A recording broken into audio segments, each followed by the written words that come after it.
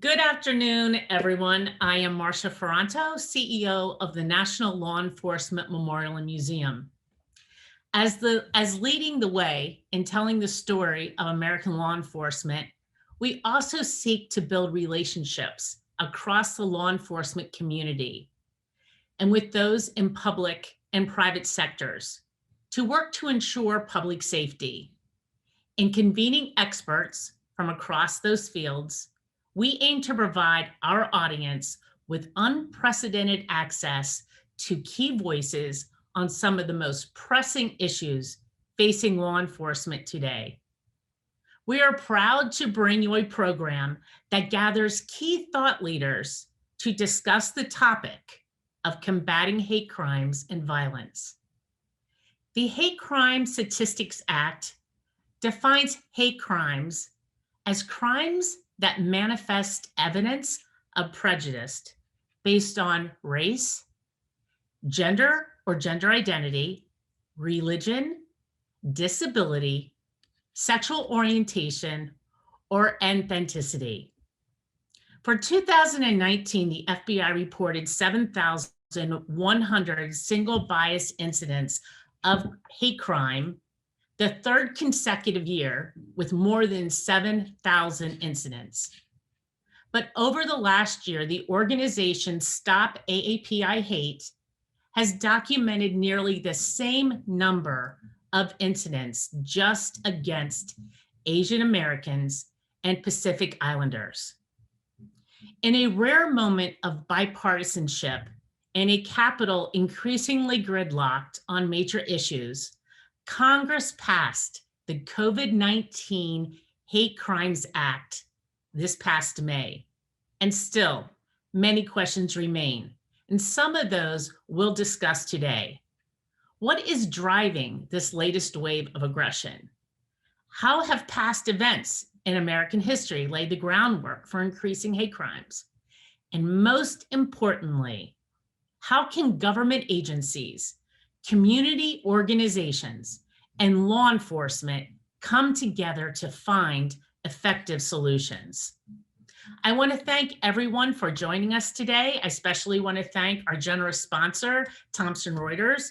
Thomson Reuters is truly committed to connecting law enforcement with the communities they serve. And together, we bring you today's program. We also need your support so that we can continue to honor the fallen, tell the stories of American law enforcement, and make it safer for those who serve. And we make it real easy for you to support the memorial and the museum. You just need to simply text Programs 2021 to 41444. I'll do that again. Programs 2021, need to text that to 41444. It takes just a moment, and I assure you, your donation will make a great impact. Before we can begin, let me do some housekeeping. All attendees, guess what? You're muted. If you would like to ask a question, please submit a question through the Q&A tab. Note that everyone in the webinar will be able to see your question. You can upvote questions submitted by other attendees. Our staff working behind the scenes will prioritize answering the questions that receive the most votes. And a link to access the recording of this program on the museum's YouTube channel will be sent to everyone in the next few days. And panelists, please remember to keep yourself on mute when you're not talking. So it is my great honor to introduce our moderator for this afternoon, Thomas Kim. Tom is Chief Legal Officer and Company Secretary for Thomson Reuters. Previously, he led the overall separation of the $6 billion financial and risk data business, Tom, that's a lot of money, known as Refinitiv from Thomson Reuters. Prior to that, Tom led Thomson Reuters businesses in China. Over the course of his 21 years with the company, Tom has also held a number of legal executive roles, including having been the Chief Compliance Officer, a Divisional General Counsel, and Chief Counsel for Reuters News. He is deeply committed to issues of diversity and racial justice and sits on the advisory council of the law firm Anti-Racism Alliance and the executive committee of the National GC Network. Tom, it is my pleasure to have you here with us this afternoon. Thank you very much. Well, thank you so much, Marcia. I'm really honored to be part of this event and to support such a great conversation, and very privileged to moderate what I think is going to be a dynamic panel. So let me just take a moment and give just some high-level introductions to our distinguished panelists today. First, I'd like to introduce Cynthia Deitel, former FBI Special Agent in the Civil Rights Program, currently Director and Associate General Counsel of Civil Rights at Facebook. Welcome, Cynthia. I'd also like to welcome Paul Goldenberg, Chairman and President of Cardinal Point Strategies, Senior Fellow at Rutgers University Miller Center, and Policy Advisor for Center on Policing. Welcome, Paul. I also like to welcome Captain David Hong, Asian Community Liaison of Metropolitan Police Department in Washington, D.C. Thank you, Captain Hong, for taking time out of your busy day to join us. I would also like to introduce Dr. Uhura Williams, Professor of History and Founding Director of the Racial Justice Initiative at the University of St. Thomas. Thank you so much, Dr. Williams, for joining us today. And I would like to introduce our last panelist, but certainly not least, Ted Gong, Executive Director of the 1882 Foundation. Thanks you to all of the panelists. And let's begin, I think, with just a very foundational question for all of us, which is, hate crimes, while targeting against a specific subset of people defined by distinguishing characteristics such as race, faith, or orientation, can affect whole communities, not just a targeted group. So with that in mind, I wonder, and maybe I can direct this question to Cynthia, what are those effects in an entire community about what a hate crime does and what the impact is? How does a broad community perspective inform a response to hate crimes? Tom, thanks for your question, and welcome to all of our participants who are joining us this afternoon. I really appreciate you including me in your panel. I think what I've seen in my career is that a person who commits an act of hate is not just intending to harm the intended victim, but the perpetrator really is intending to harm an entire community. And that's what makes hate crimes so very different from other crimes in the criminal justice system. So we've seen that time and time again, whether that was at the Mother Emanuel Church in Charleston, the Tree of Life Synagogue in Pittsburgh, but so many others. The perpetrator in these cases really seeks to harm millions of people and often sadly succeeds. We've also seen research has shown that these other victims, these collateral victims, as sometimes they're known, they tend to have higher rates of fear, of depression, of anxiety, and these negative mental health effects really impact their lives, their social interactions with their family and friends and work colleagues. Oftentimes they avoid going outside, they stop going to work or school because they really fear they're going to be next. And this fear is very real, and it's debilitating. But on the upside, we've seen how communities come together, and we see it all the time when there's just a horrible hate crime. We see Muslims and Sikhs and Catholics. We saw it at Tree of Life. They came together at candlelight vigils to support a community that was under attack. We've seen these communities come together and support one another. And this coming together really, Tom, is the glue that it brings people together. When law enforcement and faith-based groups, elected officials, businesses, corporations, when they come together, they really chart the path forward with education and with awareness. And we develop empathy and a desire to really combat hate and stop it from occurring in the future. So if we address it holistically from an educational, cultural, financial, a broad-based approach, these reforms can become reality. That's such a powerful response, and thank you for sharing that with us, Cynthia. And I really hooked onto this idea of the holistic approach of looking at hate crimes and just thinking about how the overall community can respond. And maybe we can sort of look back in time a little bit. And I'd like to direct this question to Dr. Williams, which is, what do you see from a historical perspective about how communities have responded to hate crimes? Thank you, Tom. It's a great question because historically, as Americans, we don't have a great track record as a larger society and culture in dealing or addressing issues of hate crimes. In fact, if we think back to the Civil War, when you first got legislation seeking to deal with the hate manifested toward African Americans in the form of a Ku Klux Klan Act in 1871, or the Enforcement Acts of 1870, there was pushback in a widespread society about the necessity for such laws, and this idea that somehow law enforcement had the tools necessary to deal with a peculiar form of crime directed at a particular group based on race. And of course, that continues in our contemporary moment. But I want to pick up on something that Cynthia said, because I think if we think about this from a larger philosophical standpoint, our entire society pivots on a civil theology, which is bound together by the values that we express that are, evident in our founding documents and in our core democratic values. And so hate crimes, by definition, are assaults on values. And they undermine the very glue that is the basis for that civil theology, our civil society. We think about it in that way. When we ignore or we put ourselves in a position not to understand how, we look at lynching from a historical standpoint as a hate crime, how that undermined American democratic practice. That becomes one way that we can get a window into our contemporary moment.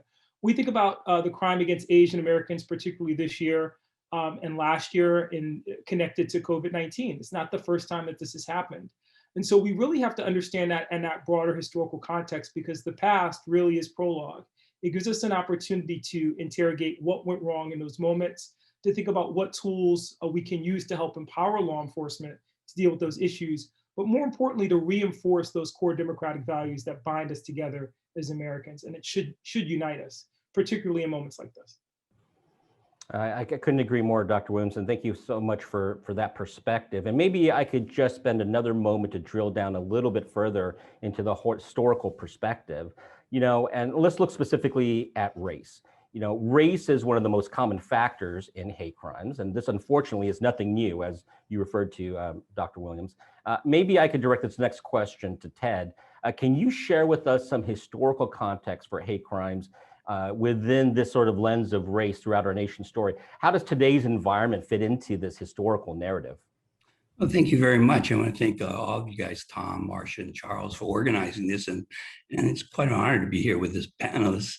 I'm director of the 1882 Foundation, and our mission is to broaden public awareness of the Chinese Exclusion Act. So a lot of what I'm going to talk about is focused on the Chinese Act. But the Exclusion Act was passed in 1882, and it was America's first comprehensive immigration reform. And it sought to exclude Chinese from coming to the United States and exclude them from becoming American citizens. It was actually the first and only time Congress excluded a particular ethnic group from immigrating to the United States. But it was not the only time groups were targeted. It seems almost every other decade or a few decades, another group is targeted for exclusion to keep the United States dominated by white supremacists. As early as the colonial period, Benjamin Franklin wrote about his concerns that Germans who were filling in large numbers in Pennsylvania were, in his words, too stupid and kept to their own languages and customs and generally unassimilable. He wrote that African people, being mostly Black or tawny, and Asians being mostly tawny, and much of Europe swarthy in their complexion, in contrast to the Englishman white.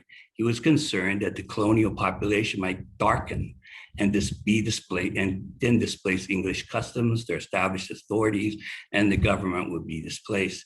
So throughout American history, from the very beginning, there were ethnic and racial tensions.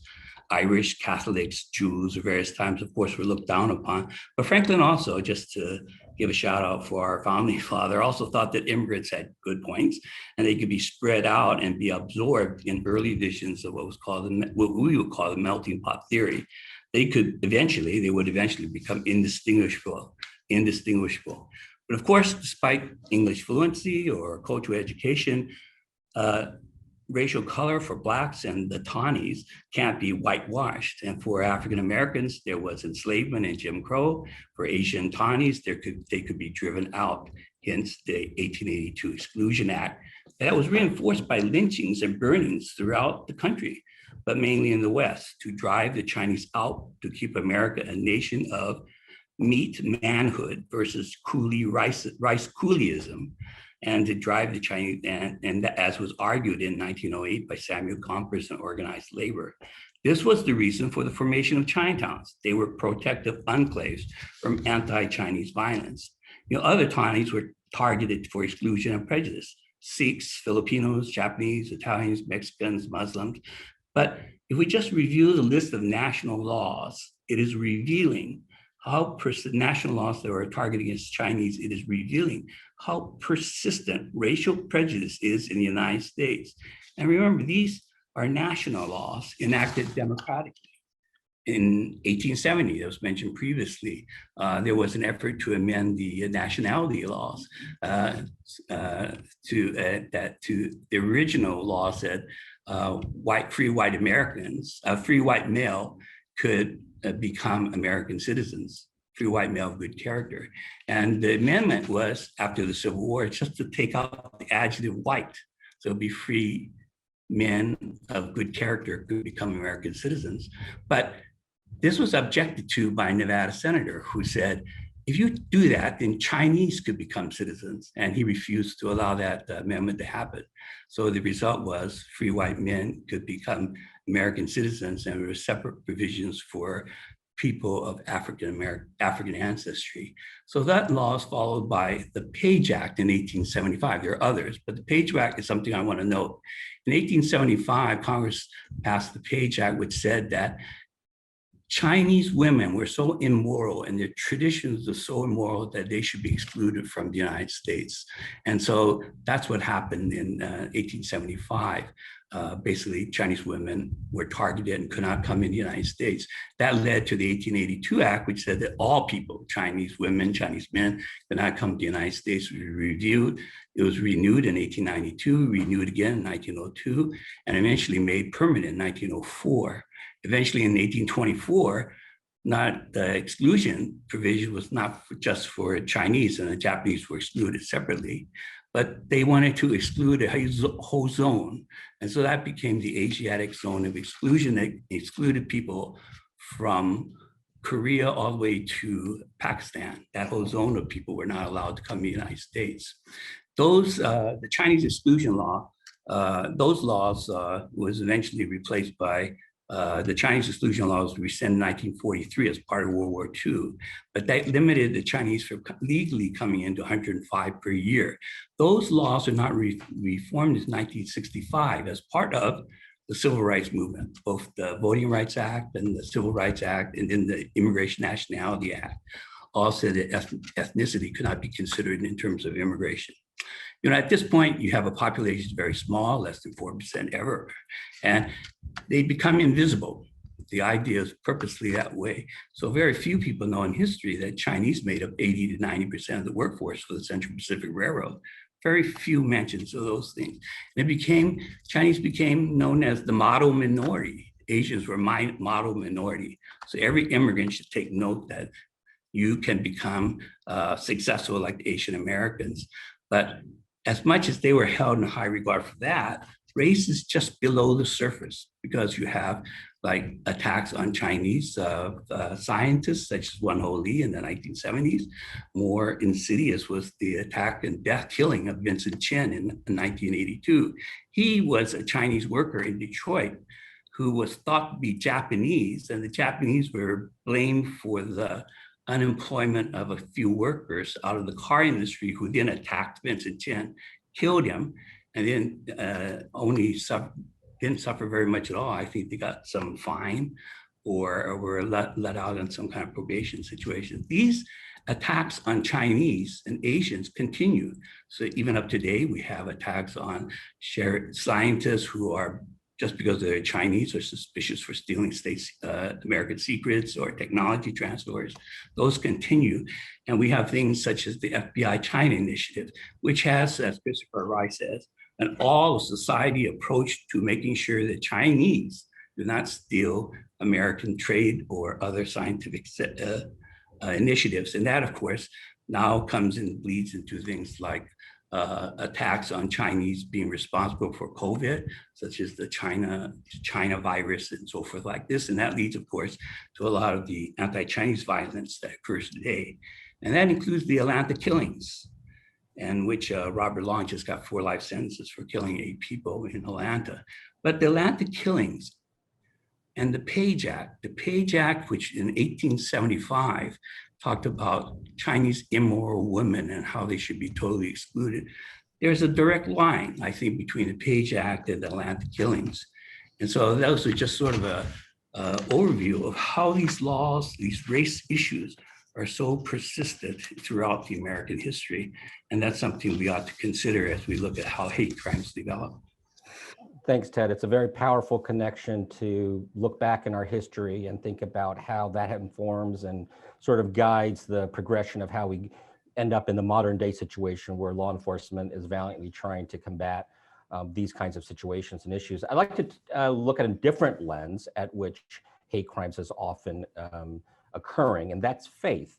And so this question I direct to Paul, faith defines another major target of hate crimes. What is it about faith that stirs up such hate for some individuals and groups?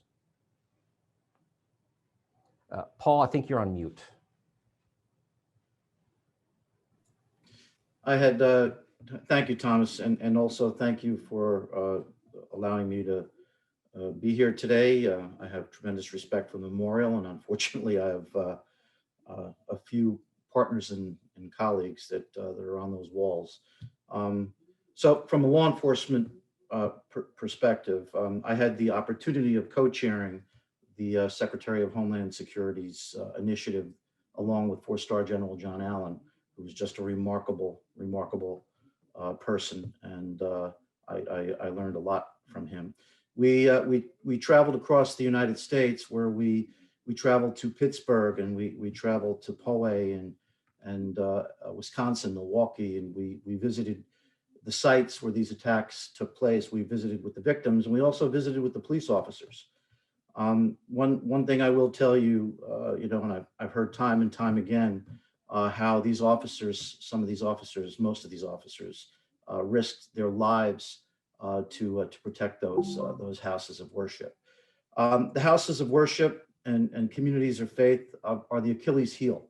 The folks that are involved and engaged in extremism, and that extremism can come from the extreme right to the extreme left, they understand the value and the importance of what faith means to Americans. So to attack the core, to attack our religious sites, our sanctuaries, this is the Achilles heel, and they know that.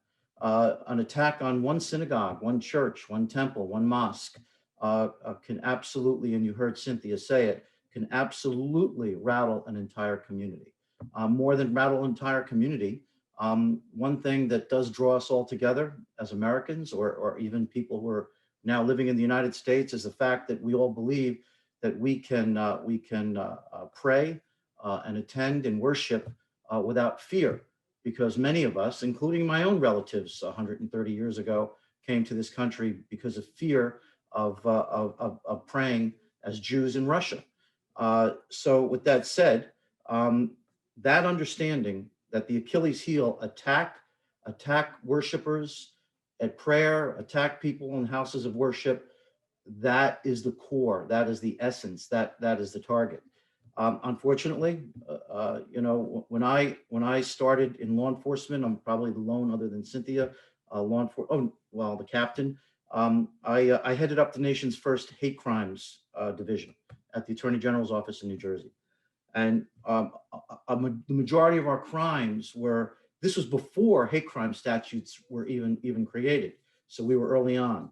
We were investigating desecration of cemeteries. We were investigating vandalism. We were investigating things of that nature.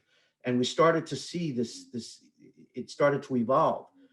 Today, we have men and women in full armor gear with long rifles.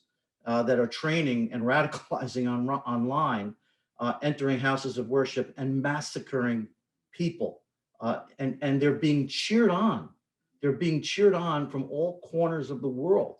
There's this subworld that most of us know about, that are in this business. And it's just absolutely extraordinary that we've come to a place in 2021. So between COVID, between the political environment, and the fact that unfortunately there are some, and I'm not going to use the term sick people, that just people that attack a house of worship are not necessarily sick people. I'm not going to give that to them. I'm really not. These are people, some of which have very extreme views and are taking those views from what we call flash to bang. So I'll conclude by saying it is America's Achilles heel. It's what brings us together, and what can also very quickly tear us apart. Those are such powerful points, Paul. And I think, following up on this, we've heard from the panelists about how this affects entire communities. We've heard about how communities have responded to that, both in the present day and also historically. And we've gotten a little bit more of the historical context and seeing that this applies across race, across other lenses, including specifically faith, and the targeting of people in places where they are vulnerable. Now, one of the challenges of dealing with hate crimes is the fact that they tend to be underreported, which may be counterintuitive to people who are not in law enforcement, but certainly for folks in law enforcement, they know this is a real challenge. So let me direct a question to you, Cynthia, as a former special agent of the FBI. What sort of thoughts do you have, or did you have when you were in the FBI, now that you're out in private practice, about how we can build trust? How do we address the fact that sometimes, due to mistrust of law enforcement, hate crimes are underreported? Where does this distrust come from, and how can we rebuild that trust? That is a great question. I want to build upon something that I think, a theme that Ted talked about, which is we all need to understand and accept our nation's history, and particularly as it talks about and really expands upon our involvement and our ancestors' involvement in genocide and the systemic destruction of cultures and communities in North America. We have to know that history, we have to understand it, and we can't really move forward in the hate crime space without really appreciating what happened before us. And Ted talked a lot about what happened to Chinese immigrants in our country, which is just disgraceful. But we've seen this generational trauma, this generational trauma that has been carried by decades and centuries of underrepresented and minority communities in this country, where they've heard from their ancestors of how law enforcement and government entities treated them and treated their ancestors, treated their grandparents and their great-grandparents. And it's not just the Chinese community and the African American community, but it's Latin families, it's our indigenous populations, it's our LGBTQ friends. They see law enforcement not as guardians, but as perpetrators of violence and discrimination and prejudice against them and their community, going back hundreds of years. So I think we have to first understand that. And it's not something that's really up for debate at this point. It is what it is. And I think we just have to understand it and learn from it and grow. I think the other thing too is, there were a lot of law enforcement in this country, state, local, federal, that enforced discriminatory laws, and not just ones impacting the Chinese community, but also Jim Crow. I mean, think about that. Law enforcement agencies and officers and agents enforced Jim Crow. They enforced Japanese internment. They enforced the forced removal of young indigenous children from their families. I mean, that is law enforcement history, and we have to understand that too. So once you kind of get a handle on all of that, then you understand. I think I know I did as an FBI agent, but then you kind of understand where that distrust from law enforcement comes from. It's very real. So knowing that it's there, how do you overcome that distrust? How do you encourage underrepresented and minority communities to engage productively and effectively with law enforcement? How do you do that? And that is not something, and Paul knows this too, I think he would agree with me, that's something that you change overnight. That is, you change day by day and agency by agency. And he was tremendous in New Jersey, and New Jersey's hate crime organization in the AG's office is now, it's a model across the country. But you have to start with leadership, and what is the leadership in a particular agency or a particular police department or sheriff's office? What is the culture that is established by that sheriff or that police chief? But also you have to understand that the trust comes from individual officers to an individual person. Are they engaged in the community at, like Paul said, at faith-based events? Are they going to synagogues and to mosques and to Catholic church during their holidays? Are they marching in the LGBTQ pride parade? Are they responding effectively when a hate crime occurs? Are they encouraging reporting? If you live in certain communities, actually the majority of cities in the United States, and you look up your hate crime data, you'll see that it's not in there. Doesn't mean hate crime didn't occur, it just means it wasn't reported. So there is some responsibility among community members too, to report their data, to really engage with law enforcement. It's not all up to law enforcement to change this. The community has to meet them at least halfway to really make a difference. But I think if agencies established a transparent and trusting culture, and they walk the walk, not just talk the talk, and pursue a lot of reconciliation and restoration policies with their minority members, I think that's the path forward. Such a good point, Cynthia. And I'd like to follow up on something you said around, engagement between law enforcement and the community. And we've heard from some academics on the panel. We've heard from former members of law enforcement. I'd like to direct this question to one of our serving members of law enforcement, Captain Hung. What are some practical, real specific steps law enforcement can take to better connect with communities, as we've heard from the other members of the panel? Not only within the AAPI community, but other groups frequently affected by hate crime. Because I know that although you are working as an Asian community liaison, you're actually working across different communities in the DC area. So I'd love to get your perspective as a member of active service law enforcement on some of these challenges we've been talking about. Yeah, absolutely. And thank you again for having me. It's truly an honor to be here. Anytime I get a chance to speak about what we're trying to do and trying to engage the community, I love to. But Cynthia hit the nail on the head. I mean, the trust in the community, that's the biggest thing. And it's been fractured for years and years, and it's such a building process. But so I run the special liaison branch, and just like you said, the Asian liaison unit falls under me, but I also have the Latino, the LGBT, deaf and hard of hearing, interfaith, which deals with like the Jewish, Christian, Muslim, any religious organization in the district, and also the African liaison units. And typically what we do on a daily basis is conduct outreach. Even though how cliche that sounds, I make it a point for my members to build those relationships. To give you a quick example, growing up, my parents immigrated from South Korea up to upstate New York in Rochester. I don't know why they chose Rochester. It's freezing up there, but they chose Rochester.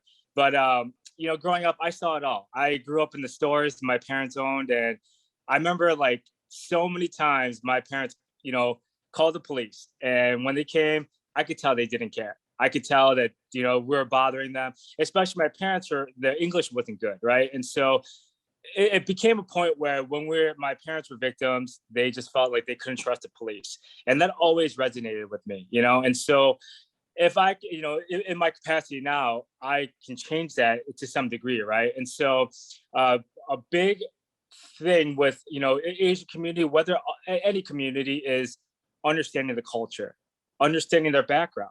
Mirroring the community obviously helps, but you don't have to mirror the community to relate to them, right? And so it's just being a human to some degree, right? And just trying to understand where they're coming from. Because when you deal with the Chinese, Korean, Japanese, LGBT, transgender community member, whatever the case may be, everything's different. And you got to approach it differently. And that's what we try to do. And, in reference to hate bias crimes, we encourage reporting heavily. I tell all the community members and my officers and sergeants, on down, we try to make sure that they inform us of everything. You know, I know, I'm not sure if people are aware, but there's a hate crime and there's a hate bias incident. So hate bias incidents are not necessarily criminal, but that's something that MPD wants to hear about. And the reason it's so important for us to know, you know, to give an example, say that racial slurs were being used against you, it might not be criminal, but we want to know about it so we can identify the trends before they occur. And that's a big thing for us. And so another thing is we also work with nonprofit organizations on a daily basis, other government agencies like the ADL, the Secure Community Network when dealing with the religious establishments, and all the mayor's offices within the District of Columbia. One, it also gives us resources, but two, it legitimizes our work as well. It's showing that we're putting the effort in working with other organizations and leaders to make the community feel safer and better overall. Thank you so much, Captain Hung. You know, we've had such a engaging and really dynamic conversation so far, and we've gotten down into some details. I actually like to take a moment and pull back and ask a question that I imagine that a fair number of folks that are in the audience today are asking themselves. You know, we're privileged enough to have a lot of folks from law enforcement currently serving or retired in our audience, and I suspect that some of them are wondering this question, which is, you know, does the act of singling out a particular crime as being a quote unquote hate crime unfairly create a hierarchy of crime and diminish the work of law enforcement at large? You know, I'd like to ask this question to Dr. Williams, but certainly I would, you know, welcome feedback from any of the panelists. So Dr. Williams? Thanks, Thomas. I think Captain Hung spoke to the importance of this in two regards. One is the idea that that's essential for law enforcement to be able to track trends. The reality is that when we're not able to identify patterns in these types of criminal acts, it's then difficult to target whether this is coming from an organized group or individuals who are engaged in this behavior for some larger purpose. If we think about that in the context of acts of domestic terrorism like Oklahoma City, it'd be evident to everyone. But if you're talking about this in terms of, say, like the Pulse nightclub bombing, that'd be another place where you'd want to know, where is this coming from? Are we noticing a pattern here? Is there something that we should be aware of? Because clearly it's resulting in harm to our community. In terms of the singling out as well, I think that it's somewhat problematic for people to think about it in this regard. And I'll go back to something that Paul talked about. You know, there's a lot of critique now about critical race theory. And I'm not taking that on, but there's some elements of critical race theory that are actually helpful when we think about hate crimes in this regard. When you're talking about Mother Emanuel, is that church targeted because African Americans are there? Or is it targeted because it's a church? It's both. Pulse nightclub, it's not just that it's LGBTQ, there are people of color who are LGBTQ. So understanding in a way that Cynthia talked about it, the complexity of our history to get to a place where we're able to classify crimes in a way that we're then able to empower law enforcement and communities to think about those factors that ultimately are aggravating in the commission of that crime. That also become part of our social responsibility in saying, look, this is what we affirm as our value system as a community. These are things that we don't tolerate. We want to call this out because as the Congress attempted to do in the 1870s, there's a difference between a garden variety murder and there's a difference between and a murder for political purposes, a murder meant to force people not to exercise their constitutional right to vote, a murder committed because a group disagrees or a person disagrees with somebody's sexual orientation. And we want to call that out because, again, that becomes not simply a crime against the individual. It is, at its very core, a crime against the values and the very foundations of American society and culture.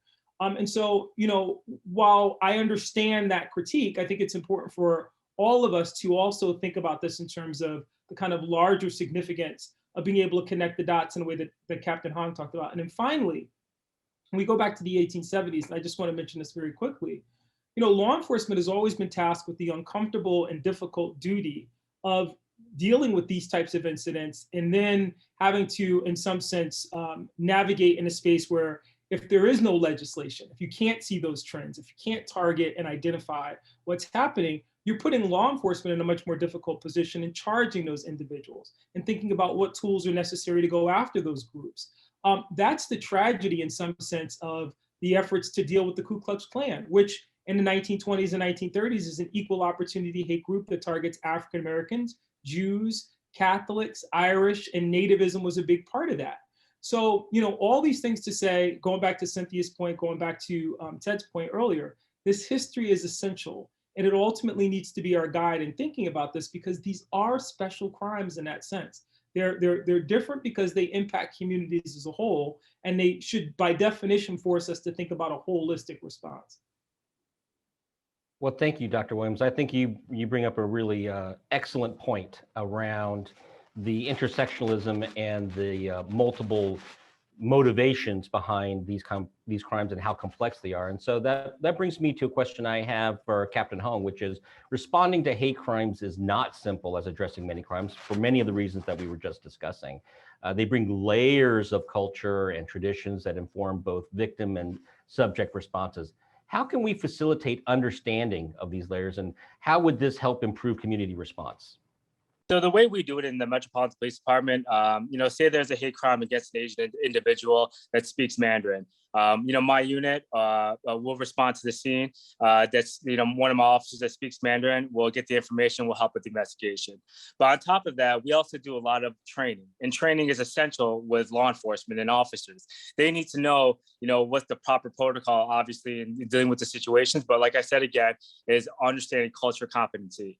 And my unit, we give typically a 40-hour course about just dealing with different communities and how important it is to understand the culture and the way you approach certain type of people. Yeah, absolutely. Now that we have heard a little bit about the issue, we've heard a little bit about the historical context, I want to get into a little bit more operational details. And we have the benefit of having both local law enforcement from Captain Hung represented, but also the benefit of having federal law enforcement from Cynthia, former special agent, with us. And Cynthia, my next question is to you. We do know that operationally responses can vary from local and federal law enforcement bodies, partly due to the different organizations and the different laws that people are enforcing in their jurisdictions. What are some of the different responses when we compare these different levels of law enforcement, and what can we expect with the recent passage of hate crime legislation by Congress? Will that make a difference in terms of the varying responses we might see? I want to echo what Captain Hong said. I think the answer to the question really starts with training. Whether you're a special agent with the FBI, your Homeland Security, your state, local police officer, you are not going to be able to respond effectively to a hate crime or just a biased incident or hate speech without the proper training before you ever rolled up on the scene. So it has to really start with, what training did you receive, and was it effective? Did you remember it? How long ago did you receive the training? Who gave the training?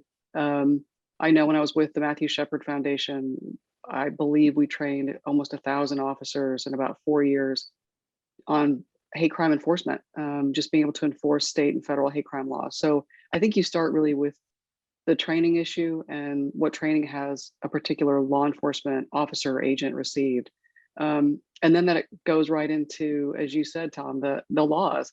There are we have 50 states, as we all know, and we have the federal government, and all but 2 of the states have some type of hate crime criminal statute on the books. All but 2, Wyoming and South Carolina, are sadly not included in that bank of states that have law enforcement or that have hate crime laws.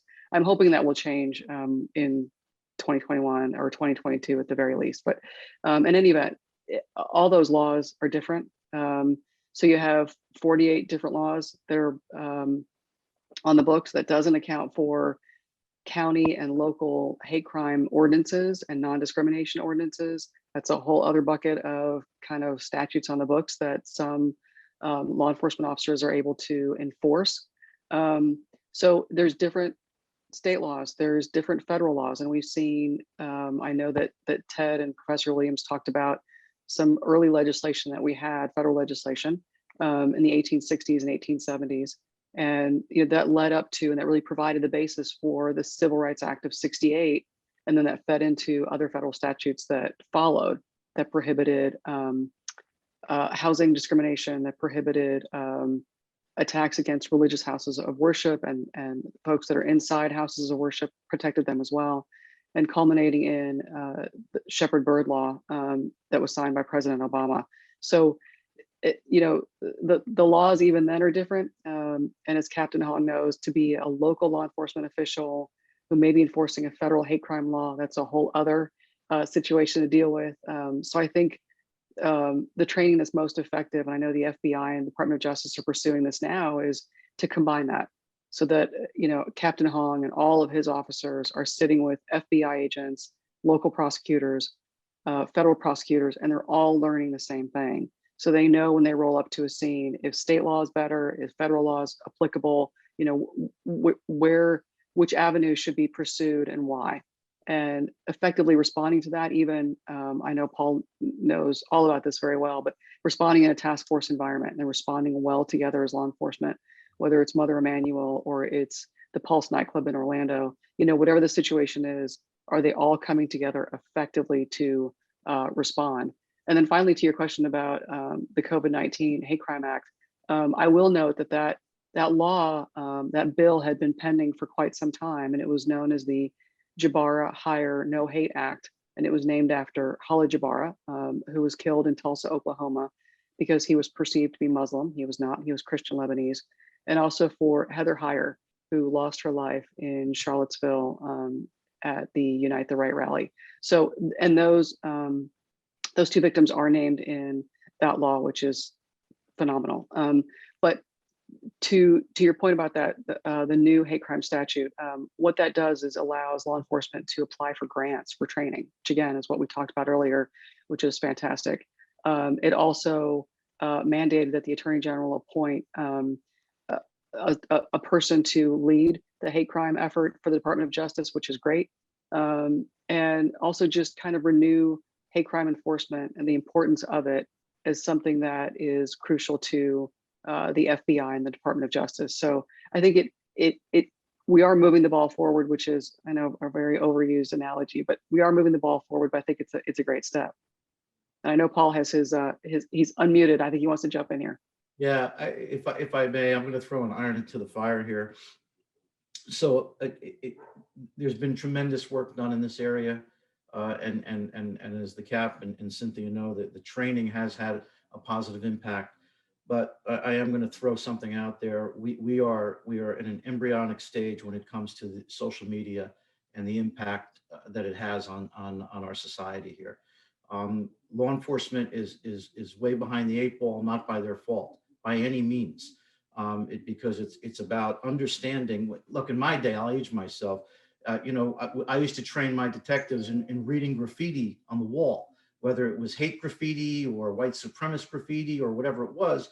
That was the street. It's graffiti. Well, the game has changed, and it, social media. We know it's a matter of record that between two extremist websites, the common denominator of 120, 130 people's death are these two websites. People signed up for these two websites and went out and committed some pretty heinous acts. And I'm talking about everybody from Breivik to what occurred just recently at the mosque in New Zealand and the synagogue in Pittsburgh. And the common denominator between all of these haters and those that massacred were these two websites. Here's how frustrating it is. Probably no one on this call has ever heard of Whitefish, Montana, other than it is an absolutely remarkable place to ski, and it's pristine and it's beautiful, and it's a permanent population of 8,000 people. That permanent population of 8,000 people also includes a population of about 120 Jews, maybe 60, 70 Jewish families, many of which have been there for decades, if not centuries. An entire community during 2016, 2017 in modern America was considering moving. It's unimaginable. These are Americans that happen to be Jewish, that were from Montana. The entire community was considering moving, or many in the community. They were terrified. They were petrified. some of which were sleeping with firearms next to them, legitimately so because of the threats against themselves and their children. If you don't know the story, it's a story where Tanya Gersh, a realtor, allegedly went up against some pretty bad actors and players, and they decided to leverage social media to spew some pretty serious hatred. They took the children, the 13-year-old children of the rabbi of the town and of this realtor, and placed them on the same websites that led to the murder of 120 people eventually. No charges ever filed. No investigation was ever opened. It was very tough to even get the interest of the prosecutor's office or any criminal investigations division, I guess in some of the eyes of some rightfully so. But understand where we are with this, an entire community terrorized, believing that they could be killed, and we couldn't even get an investigation opened up because of the newness of this environment we call social media and how it's being leveraged for people who are literally going from flash to bang. Yeah, those are excellent points, Paul. And I actually want to follow up on that theme, because I think we can all agree that while the history of hate crimes is long, that social media is really an accelerant and quite a challenge that law enforcement is facing as it amplifies and increases the velocity of the underlying challenges.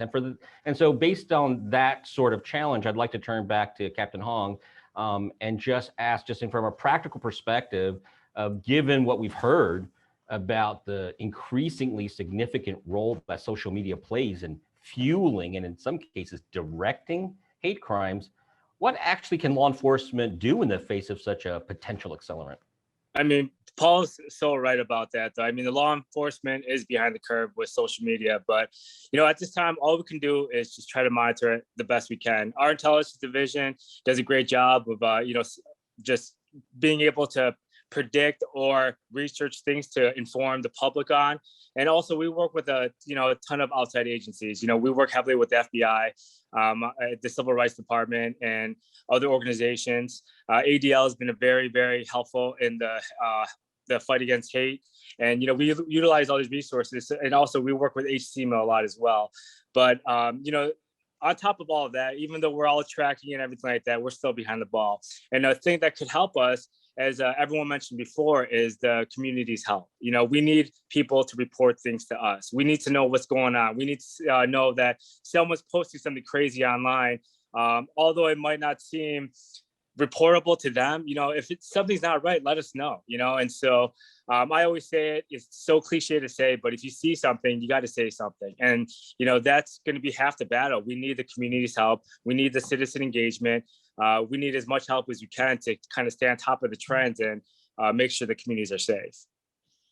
Well, no, absolutely. Thank you, Captain Hong, for that. I'd like to pivot the conversation slightly away from social media and talk a little bit about one of the groups that certainly have been using social media, and that is domestic terrorists.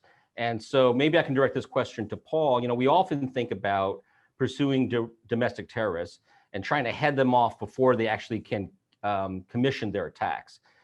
But there's also a school of thought to work with frequently targeted communities to cultivate preparedness and resiliency. Can you say a few words about these two different approaches and how working with communities in advance can effectively reduce hate crimes? It's kind of it's an interesting question. Look, first, communities need to be empowered. For a while, we were doing a really good job working with communities to empower these communities to understand what is a threat against your community. Something called SARS, which has completely been dismantled, suspicious activity reporting, and some of these other methodologies and trainings that empower people to participate in the safety and security of their own neighborhoods.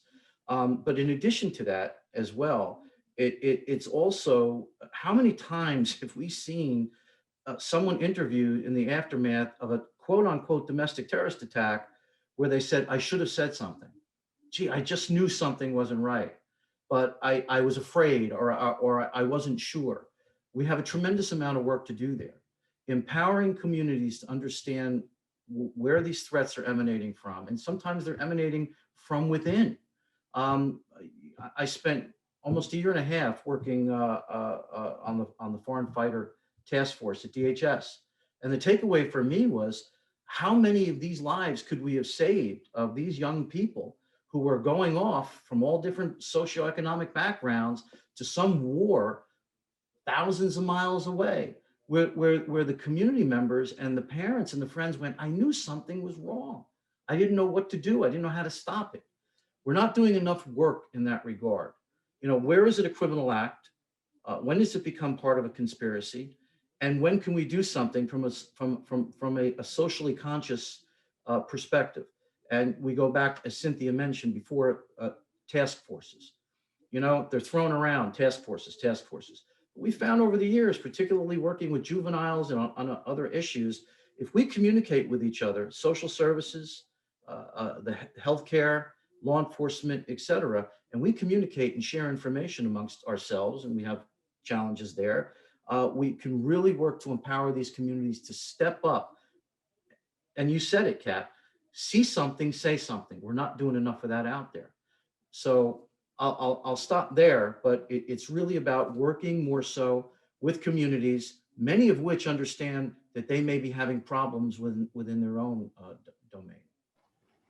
No, excellent points. You know, I know that all of the comments from the panelists have been incredibly appreciated by our audience, who have been very actively engaged in this dialogue. And thanks to everybody who has submitted questions and for their patience in submitting those questions and waiting for us to get around to answering them. And so I'd like to now take a moment and actually pivot to those questions. And what we've tried to do is we've tried to look at the questions, and thanks to the folks behind the scenes here who have collated them for me. And I'll try to get through as many of them as I can. And I will open them up to all of the panelists to answer. And the first question comes from Jackie Biaggi, daughter of Congressman Biaggi, whose legislation was the driving force behind creating the National Law Enforcement Memorial. And so we have an internal debt there. And this is a great question. How do you balance the need to understand our history with the tendencies of cancel culture to eliminate some of that history? You know, we're in a time now where it's hard for people. Some people feel it's hard to actually express what they think because not everyone's willing to listen, whichever way you are looking at this from a political perspective. So I'd love to hear some thoughts from the panel. Paul, you're lit up. I don't know if you wanted to go first. You know, that's a real tough question. I even hate to use this term, and I'm sure I'll hear about it, but that's a moving target in itself. Where does the cancel culture meet the reality of? I mean, I'm personally, and I'll say personally, deeply concerned how we're throwing around descriptions of people, sometimes based on you know, politically, not on reality. And I think we've really got to be careful there. You know, there's more than enough work in the hate crime area for us to start to dilute and start to politicize that issue. It's a horrific issue. It's an issue that can very quickly tear us apart as a nation, as we all know, as we all see. We're in unprecedented time. We're in fragile times right now. So we've got to be real careful with that. I think I'll stop there. No, it's definitely a challenging topic to address, and I agree with you, Paul, that it certainly is a moving target. Let me move on to the next question, which comes from Cindy Hart. I wish more people could be, oh, I don't know, was somebody else speaking? Did someone want to add to that, please? Sorry, Tom, I was just gonna jump into the fray, and Paul's right. This is a really tough question, and I'm hoping the answer doesn't always have to be hard, but I think so much of the answer just still relies on leadership, and who is the leader in the police department, in the FBI, in the Department of Justice. If the leader is sensitive to history and appreciates history of law enforcement and immigration in this country, then that's going to be communicated down through to the ranks and the employees. But if you don't acknowledge what happened in the past, then I think you're really hampering officers that go out on the street and just do not understand why the Black community or the Latin community won't talk to them, and why are they mad at cops? I didn't do anything to them. But if you have that knowledge of what happened in the past, the officer is going to be more likely to be empathetic because he or she knows the past and knows why there is that hesitancy and a distrust by communities with law enforcement. So I still think it comes down to leadership and saying what happened in the past in order to be able to move forward in the future. And Tom, quick cosign on Paul and Cynthia there, because I think they both make a really valid point about moving from a cancel culture to a confronting culture. By confronting, I simply mean if you can get law enforcement agencies in a way that Cynthia describes to confront the past, to acknowledge the history of law enforcement in its relation to the enforcement of Jim Crow, to talk about the challenges to communities of color and others with regard to law enforcement, you almost in some sense are in a position to flip the narrative and to say, in confronting that history, we now show up as equal partners in trying to create a just and equitable society where we're trying to get better by representing the standards of the community as a whole. I think the problem with cancel culture now is it's kind of used as let me put it this way, but part of the challenge with the way that people see cancel culture is it's an opportunity to say, well, if I bring this up, then all of a sudden, or if I disregard this argument, all of a sudden I'm going to be discounted in this conversation. And that's not really what we should be saying. What we should be saying is, this is an opportunity for us all to deeply reflect on our history, to think about this as a moment of opportunity, to right set and think about what could be in some sense a day one for us in reimagining policing, reimagining housing, reimagining education, reimagining a host of other things around this idea of a just and equitable society, a just and equitable democracy, going back and taking what Ted shared about the founders and saying, that's what we were in 1789. Every generation gets to reimagine who and what it wants to be. In 2021, what is it that we want to what is it that we want to be? And we understand that confronting our history is a big part of that work. It's foundational to that. That moves us from cancel to confronting, and confronting becomes the foundation for rebuilding and reimagination. Yeah, you know what's interesting? What's interesting is particularly post Floyd and all of a lot of the activity. No one asked what didn't happen in my community. What didn't happen in my community? And I'll just conclude by saying that Newark, New Jersey, has had a history. I actually come from Newark, born and raised there. Well, raised Newark and Irvington. It's what didn't happen. Those are the milestones. It's how communities were talking quietly. That wasn't in the news. You didn't see any video cameras down there on the quiet streets of Newark, New Jersey. Maybe they would show up if somebody was picking up a rock, but those are the milestones. We really have to take a deep look at what didn't happen yesterday and why didn't it happen? I just wanted to make that as a point. Oh, it's an excellent point, and I know that a number of the attendees today, the participants in the audience, have given us feedback that they appreciate sort of the comprehensive view that the panelists are providing, including sort of presenting this importance of understanding our complete history. And I think also a number of members in the audience have pointed out, as you say, Paul, understanding what has been the focus and what doesn't get reported. I have a specific question from Cindy Hart, which is someone who commits a hate crime suffering from mental illness? I don't know who would like to take a first chance at responding to that one. I'd be happy to chime in there, since we've been dealing with it, a lot lately, and especially with, a certain type of communities. So what the answer to your question is, yes, a lot of individuals and suspects are mental health consumers, but that doesn't mean that they all are mental health consumers. I think too, a lot of what I learned in my time in the Bureau and after, and with talking to a lot of people who were accused of committing hate crimes, it's what they weren't suffering from, from what I knew and from asking questions about their, physical and mental health. In my view, they were not suffering from a mental health situation at the time.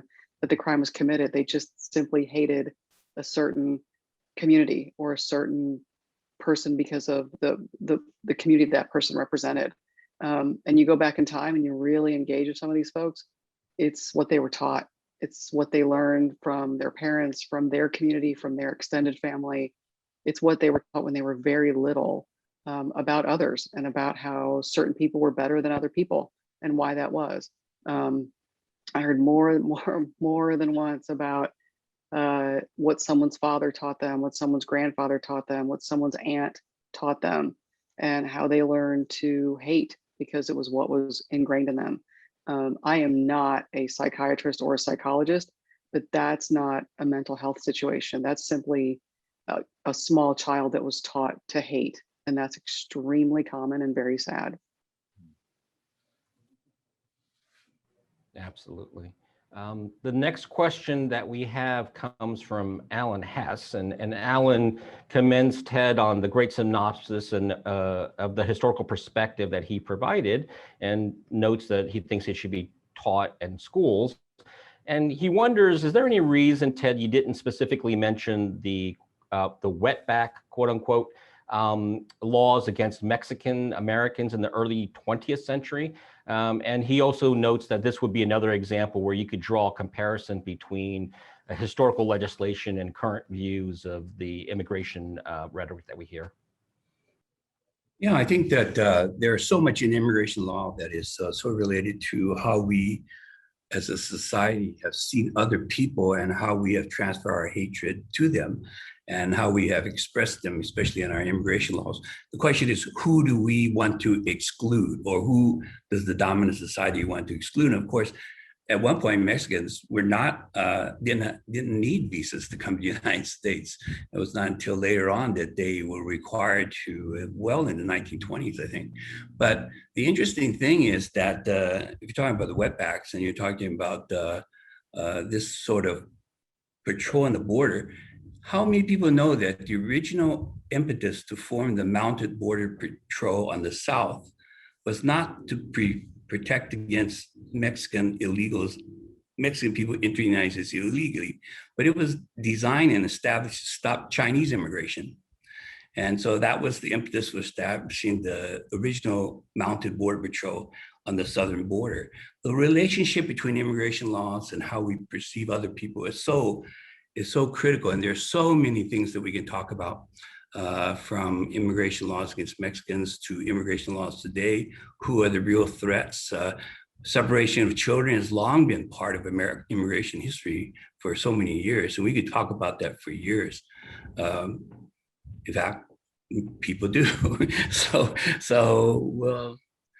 we'll see what we can do. There's only so much time we can do, but I'm glad you mentioned it because so much of what we do now is designed to say how we stop immigration from the South. You know, when I was at the Department of Homeland Security, I was working on immigration reform at the time that we were just forming. I think we got a message from the then Mexican president at that time to say that let's talk about this issue of immigration between our countries, the flow of workers.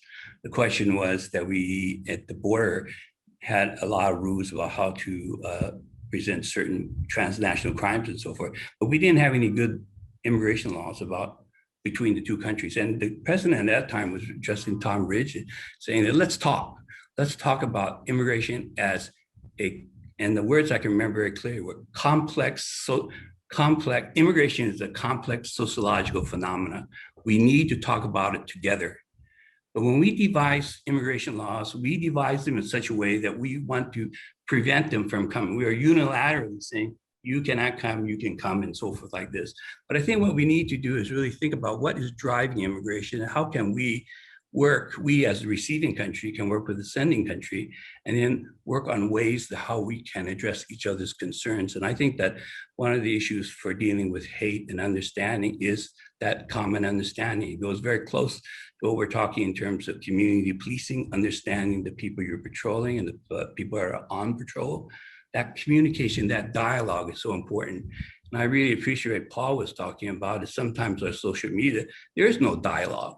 You're just laying positions and if you don't even start with the premise, I want to talk and learn. about your perspectives and that history.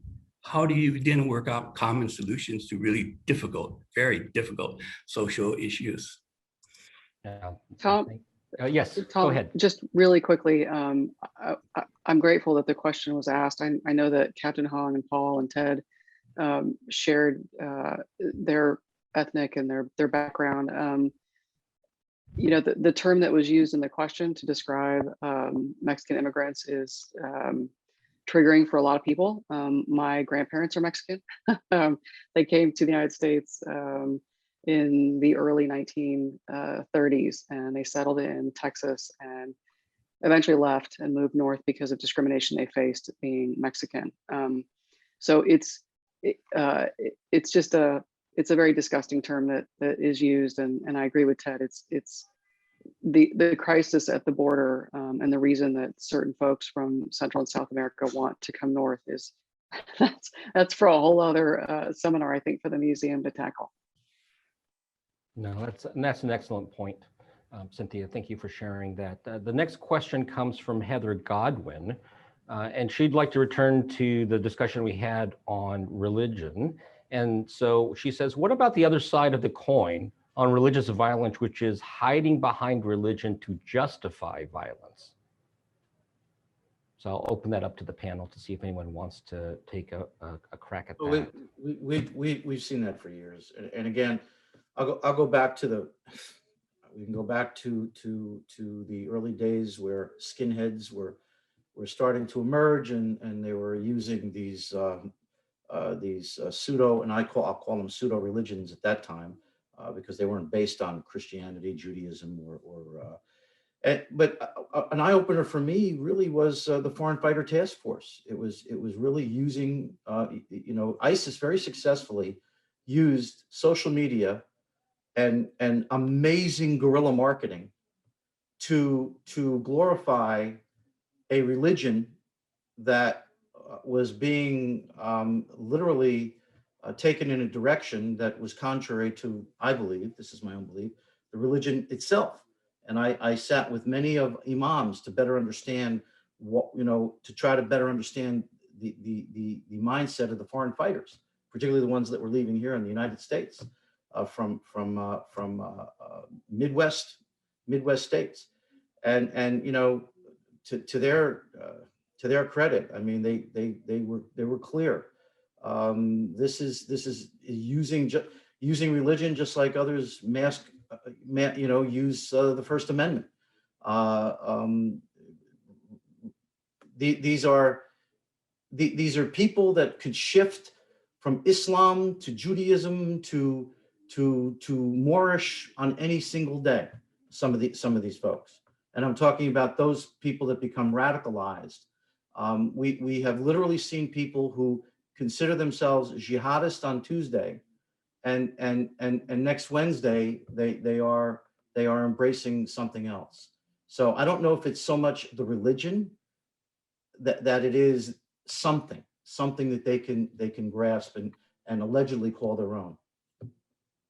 It's just indefensible, Tom. I think I'm hoping that everyone on the panel would agree. I think Professor Williams is probably going to jump in here too, but it's indefensible. You cannot use your religion, your faith, your lack thereof to justify violence against somebody else, or justify discrimination or prejudice against somebody else. And we saw that, and thank you, Professor Williams, for bringing up the Pulse nightclub earlier too.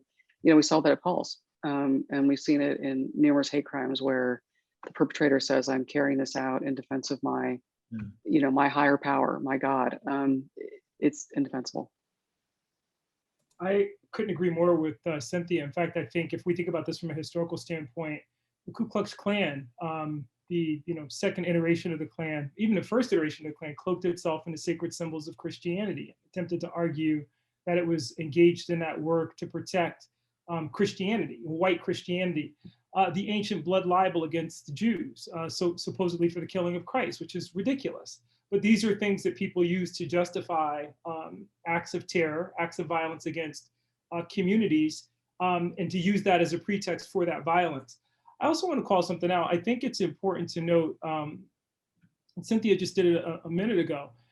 and she's modeling for us in a way the difference between cancel culture and confronting culture. And I just want to call this out in educating about what wetback is, where that term comes from. We don't run away from it. We're not politically correct in saying we're not going to say it. We look for those opportunities to educate, then to elevate, thinking about ways that once we understand where that terminology comes from, why it's hurtful, the intersectionality there, that in a nation that really prides itself on cultural pluralism, where all of us in some sense can claim ancestry from diverse backgrounds. This is the new America that we want to embrace. I don't think that that's pie in the sky. I don't think it involves any of us thinking about this in terms of a kumbaya moment, but a real opportunity to learn.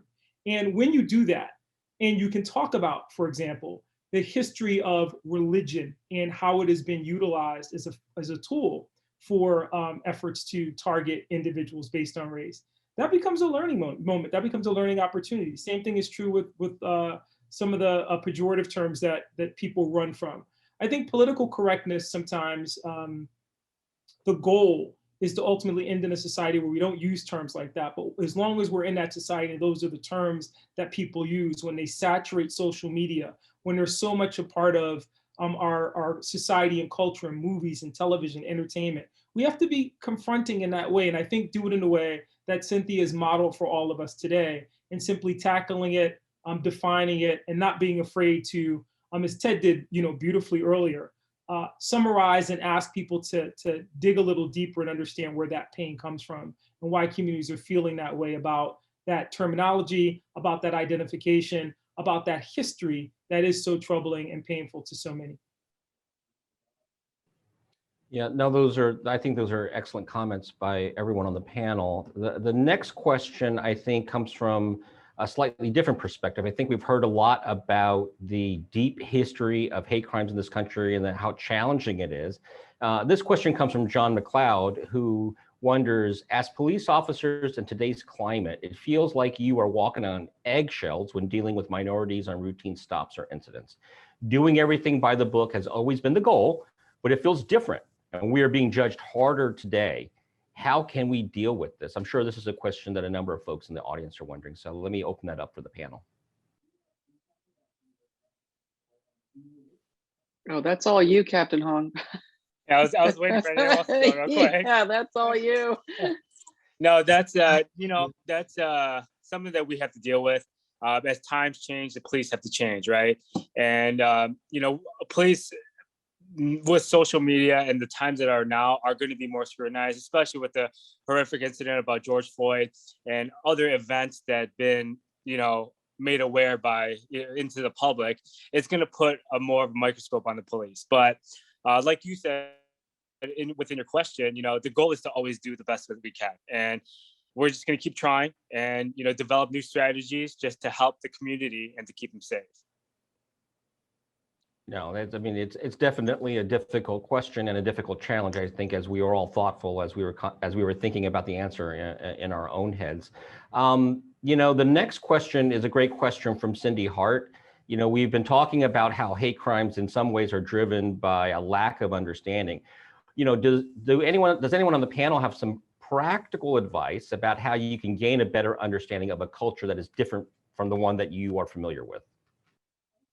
I'm going to jump in there really quick and just tie it to the previous question, which is, I had an opportunity last summer to participate in a panel put together by the National Alliance for Faith and Justice that brought community activists and police together. And the title of the panel was "I Fear for My Life." And the idea was to have officers and marginalized communities talk about the fear that they have. Officers from the perspective of doing their job and what Mr. McLeod articulated in this question. And then trying to flip that in a sense and understand what it feels like for me as an African-American for my entire life to have felt like I walk on eggshells even when I'm doing nothing wrong in my own community. Is there an opportunity moment in both feeling uncomfortable to find some common ground and create some empathy around what it feels like to walk in the shoes of others and now understand this fear? What motivates it, where it comes from? And they're different, and I don't want to equate them. Certainly the fear that African Americans feel, that Latinos feel in terms of violent encounters with police is different than what an officer is going to feel in terms of performing their duty. And at the same time, we're all part of the same community. And so what should drive that work together is a sense of understanding of how do we better those relations, getting back to that fundamental question of, how can we reimagine policing and reimagine this opportunity moment to create the type of communities where we can build the trust that both Captain Hong and Cynthia were talking about earlier. And that really comes from being vulnerable enough to be able to share in ways that say, look, if the goal is, as Mr. McLeod suggested, is to do things by the book, that might involve moving from a model where we're thinking about enforcement to a model of compliance. That's a very different model of policing. Moving from a model where we're talking about enforcement to community policing, which is an old idea, but whose time may have come. And then running away from conversations that begin with destabilizing terminology like defunding the police, and really trying to be in a space where we understand, where is this coming from? What are people really saying? What are we saying? What is it that we say we want? We have a duty in this moment too to better support law enforcement. And I think sometimes what law enforcement loses in the polarizing nature of this conversation is that communities of color want great police forces as well. They want officers to be supported. They just want that work to be done in a way that it's not detrimental, nor does it pivot on the same historical problems that have created the fear and distrust that define those relationships today. That's work we do together. And so reading, the way I see Mr. McLeod's question is this opportunity again for dialogue. Excellent response. Here's a question that I've actually thought quite a bit about, especially in sort of during this pandemic period where the challenges have been so hard for law enforcement. Jackie Biaggi asks or says, I personally feel police are often required to act in a mental health capacity without adequate follow-up by mental health agencies. What is your perspective on this fragmentation or lack of coordination, and how would you resolve it? Let me open that up to the panel. So Yeah, go ahead. I'll just mention real quick. I mean, that has been a big issue, but as far as the Metropolitan Police Department, we've definitely enhanced our work with the Department of Behavioral Health. A multitude of our officers, I would say majority of patrol officers, are trained in crisis response. And so, we're definitely trying to work on that, but our networking and partnership with the DBH, the Department of Behavioral Health, has been massively improved, and it's definitely shown.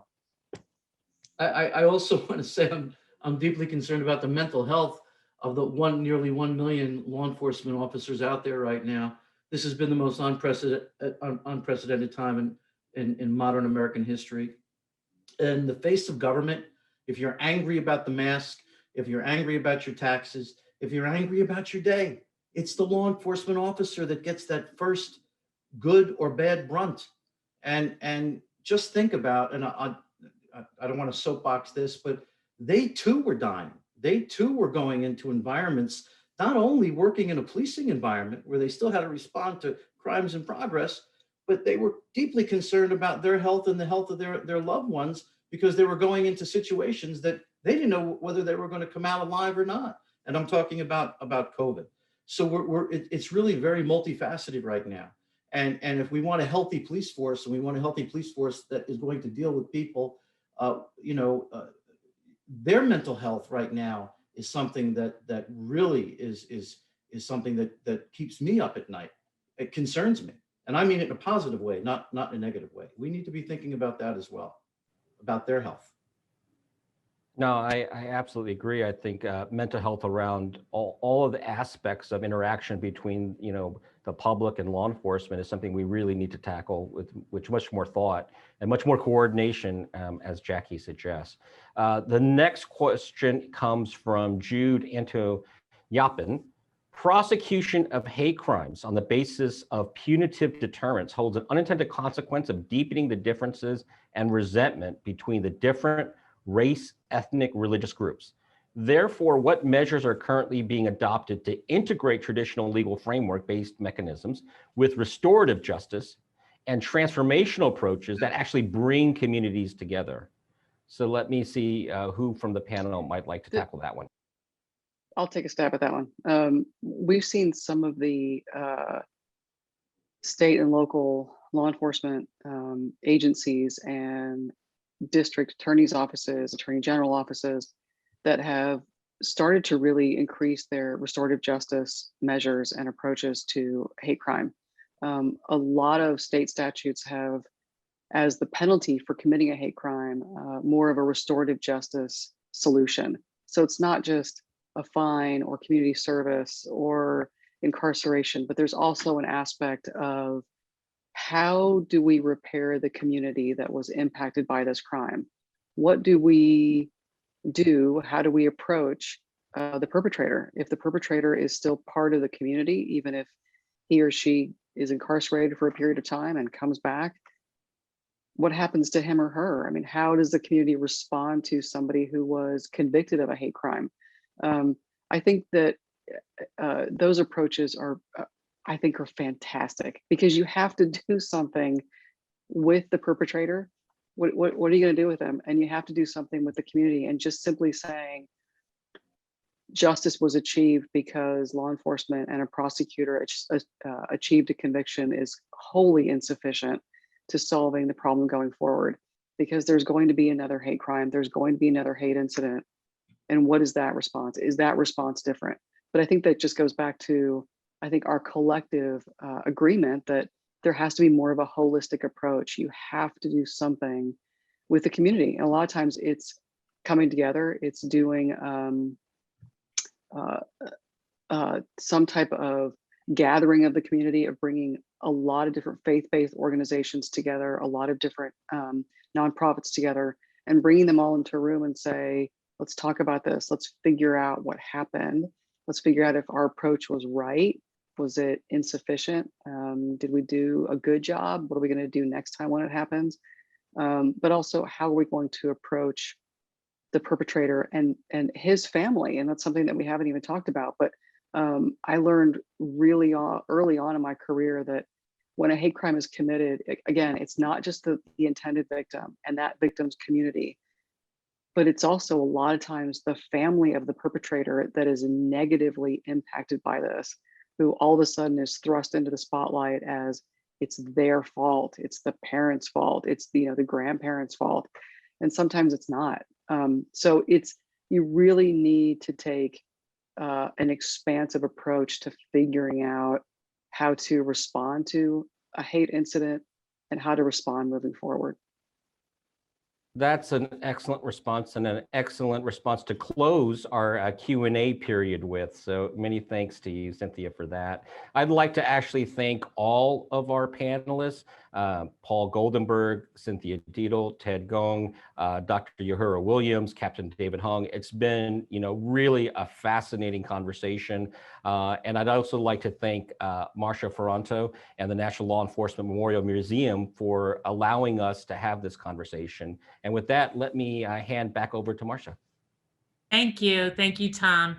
And thank you to our esteemed panelists for sharing their knowledge, their perspective. And I want to thank the viewers for their great questions. And special thanks to you, Tom, for moderating our conversation this afternoon. Once again, thank you all for joining us for today's program. Our programs are made possible by generous sponsors like Thomson Reuters and by individuals across the country who value our mission to honor the fallen, to tell the stories of American law enforcement, and to make it safer for those who serve. You can support us by texting Programs 2021 to 41444, or you can log on to our website, lawenforcementmuseum.org, and make a donation online.